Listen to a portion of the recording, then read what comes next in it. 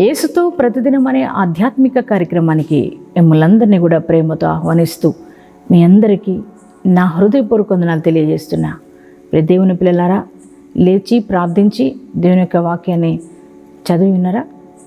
అలాగే ప్రియ పిల్లలారా, ప్రతి ఉదయం ఎందుకని వాక్యాన్ని చదవమని చెబుతున్నానంటే, మరి వాక్యం మనం చదివినప్పుడు దేవుడు ఆ వాక్యంలో ఉండి మనతో మాట్లాడుతూ ఉంటారు.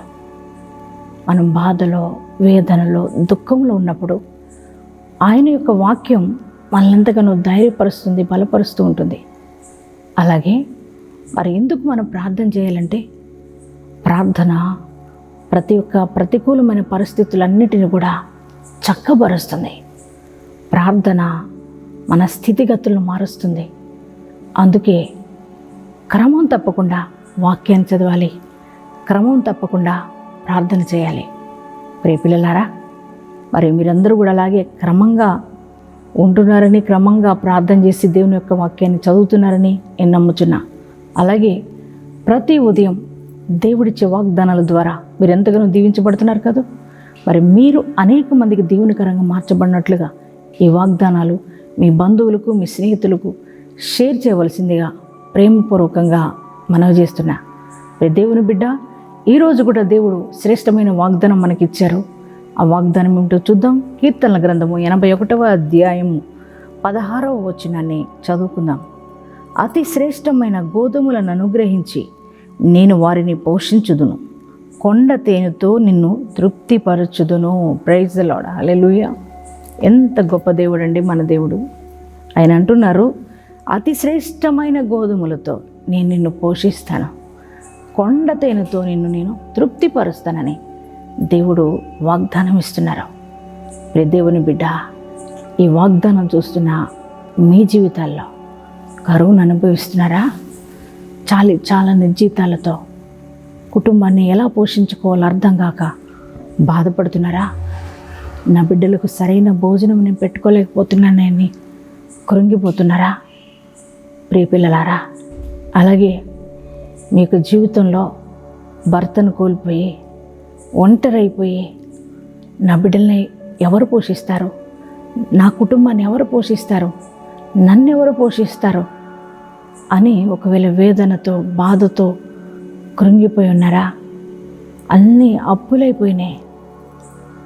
మరి వచ్చిన శాలరీ అంతా కూడా అప్పులు కట్టడానికి అయిపోతుంది. మరి నా బిడ్డలకి సరైన రీతిగా వారిని పోషించుకోలేకపోతున్నానని బాధపడుతున్నారా? నా బిడ్డల్ని ఎవరు పోషిస్తారండి, నా బిడ్డలను పోషించేవారు లేరు అని బాధపడుతున్నారా? ఈ ఉదయకాలం నీ ప్రభు నీతో మాట్లాడుతున్నారు. ఆయన అంటున్నారు, అతి శ్రేష్టమైన గోధుమలతో నేను నిన్ను పోషిస్తాను బిడ్డ అని ప్రభు నీతో మాట్లాడుతున్నారు. మన దేవుడు మంచి పోషకుడు కదా. ఆయనే మన పోషణాధారం. మన దేవుడు మనల్ని పోషిస్తాడండి. ఆయన మనకు కరువు రానియడు. ఆయన మనల్ని తృప్తిగా మనల్ని పోషిస్తాడు. మన దేవుడు గొప్పవాడండి, శక్తిమంతుడు. అతి శ్రేష్టమైనది ఇస్తాడు, సమృద్ధిని ఇస్తాడు నీ జీవితంలో. ప్రియ పిల్లలారా, చూడండి, ఆ కరువు కాలంలో సారెపతు విధవరాలని దేవుడు పోషించాడు కదా. 3.5 సంవత్సరాలు ఆ సారెపతు అంతా కూడా భయంకరమైన కరువు అనుభవించారు. కానీ ఆ సారెపతు విధవరాలకి దేవుడు సమృద్ధినిచ్చాడు కదా. తన కుమారుడైన, తన దాసుడైన ఏలియాను దేవుడు అద్భుత రీతిగా పోషిస్తూ వచ్చారు కదా. ప్రియ పిల్లలారా, మనము దేవుని నమ్మి ఉన్నాం.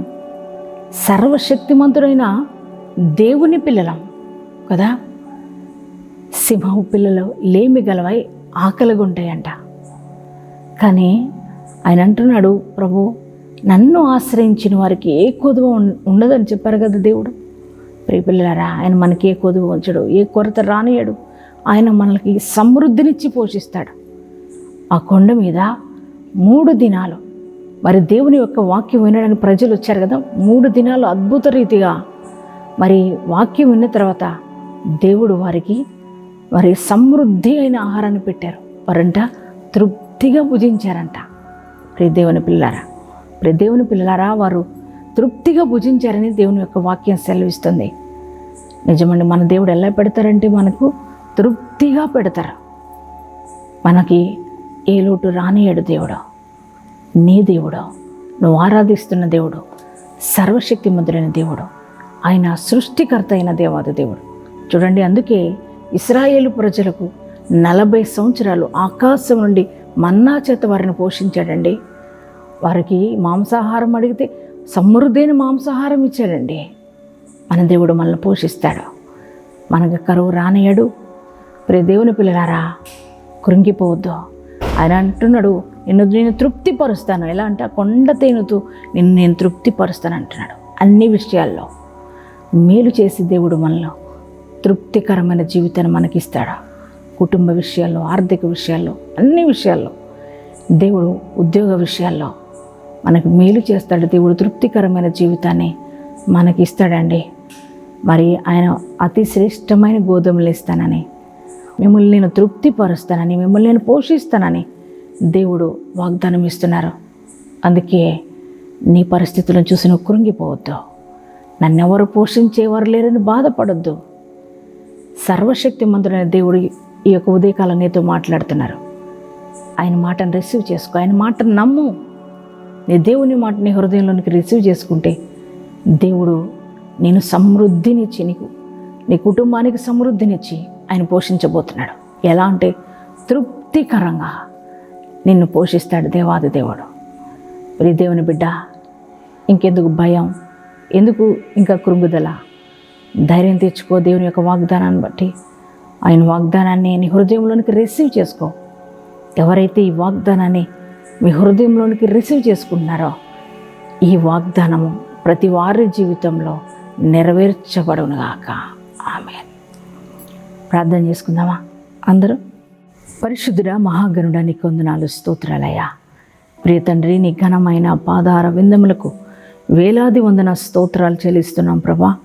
తండ్రి నాయన, ఉదయకాలం మీరు ఇచ్చిన శ్రేష్టమైన వాగ్దానాన్ని బట్టి నీకు వందనాలు, స్తోత్రాలయ్యా.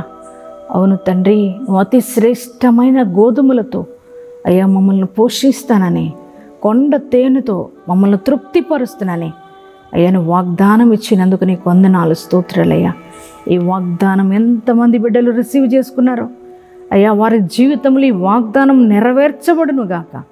ప్రియ తండ్రి నాయనా, ఏ కుటుంబాల్లో ప్రభు ఈ వాగ్దానం చూస్తున్న బిడ్డల జీవితాల్లో అయ్యా ఒకవేళ నా ప్రభు ఆర్థికపరమైన సమస్యలు, అప్పు సమస్యలు అల్లాడిపోతున్నారేమో నాయన, నీ బిడ్డలను దర్శించండి ప్రభు. అప్పులు కాడి యేసు నామములో విరిగిపోవును గాక. తండ్రి నాయన, వారు చాలిన జీతాలతో బ్రతుకుతున్నారేమో, వాళ్ళ శాలరీస్ అధికంగా పెరుగునుగా కేస్తున్నాములో దేవానికి స్తోత్రాలు చెల్లిస్తున్నాను ప్రభా. నా తండ్రి నాయన, ఏ కుటుంబాల్లో కూడా ఏ కొదవ కానీ ఏ కొరత కానీ ఉండడానికి వీల్లేదయ్యా. నీ సమృద్ధినిచ్చి సంతృప్తినిచ్చి అయ్యా నడిపించమని ప్రార్థిస్తున్నాం ప్రభానికి స్తోత్రాలయ్యా. అలాగే నాయన, ఉద్యోగాలు లేక బాధపడుతున్న వారికి ఉద్యోగాలు అనుగ్రహించండి. అలాగే బిడ్డలు లేక బాధపడుతున్న వారికి బిడ్డలు అనుగ్రహించండి అయ్యా. వ్యాపారాల్లో తోడుగా ఉండండి నాయన. అయ్యా నా తండ్రి, ప్రతి విషయంలో నీ బిడ్డలకు తోడుగా ఉండండి. వివాహం కాని బిడ్డలకు మంచి భాగస్వాములు అనుగ్రహించమని ప్రార్థిస్తున్నానయ్యా.